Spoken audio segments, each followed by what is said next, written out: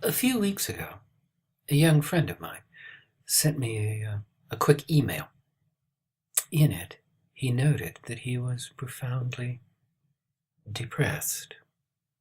It was just before Thanksgiving, but also just after the 2016 election, and he wondered what he had to be thankful for in this new and, for him, potentially deadly America. I thought about his question for about a week. Then, finally, I came up with something like an answer anyway. And later he told me there was some comfort in it. I hope so. What follows is what I said to him, and maybe what I should say to others as well.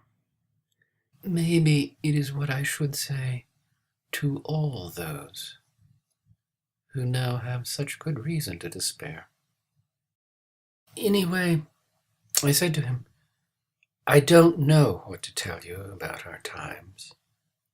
We find ourselves in a bizarre new world, one in which everything that is vile in our national character is on center stage and given license.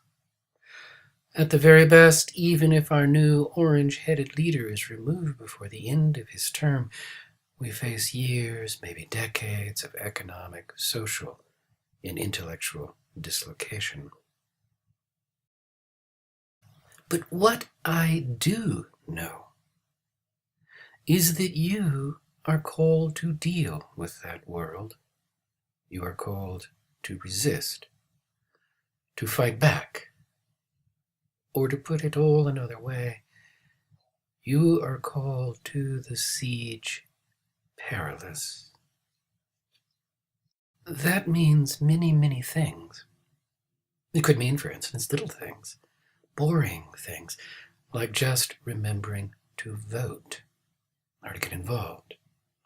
It could mean supporting or joining or funding organizations that will keep the ideal of liberty alive, even in the darkest days to come.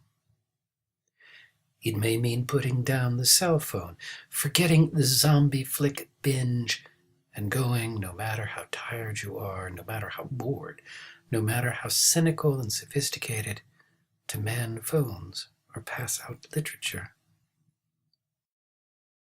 Or, if you are already an activist, already involved in the process, then it could mean changing the way that you and we do politics. For example, it could mean opposing the existing leadership of the very party that should have been our vehicle and our triumph, but which somehow became instead the mouthpiece of a certain kind of corporative, managerial, post-industrial, pseudo-liberalism that has no use for men and women like ourselves.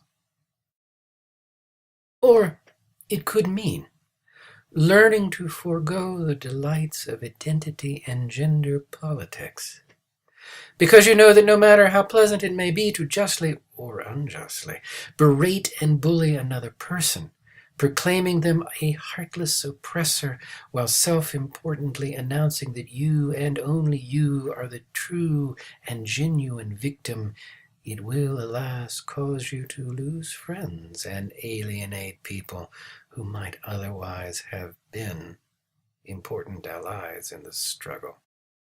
Or it could mean learning to compromise and to bargain and to reach out to people with whom we do not agree and whom we may not even like, but with whom we need to work. It may mean giving up the joys of absolute purity. It may mean supporting candidates whom you know to be the lesser of two evils, even though it means supporting an evil because the alternative is so much worse, just as a broken leg is terrible, but vastly preferable to a broken spine. It may mean ignoring the siren call of gratuitous violence, knowing that peaceful resistance, while infinitely less satisfying, is often enormously more effective. It may mean learning to obstruct, to refuse, to delay, and to deny. It could mean, for example, that if the new government announces a registry for Muslims, that you, whatever your real religious beliefs or lack thereof, go to City Hall or wherever and proclaim that you too are a Muslim. It may mean refusing to serve in wars not meant to guard the nation's safety or well-being, but rather to benefit a few members of its elite.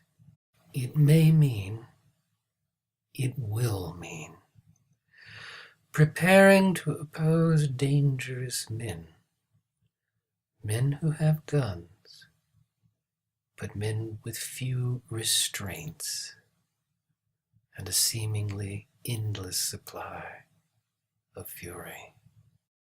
It may mean all these things and more.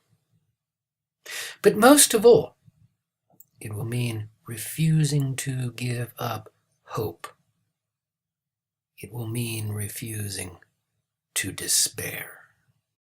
And all this, all these things, all these burdens are offerings to you from a dangerous age.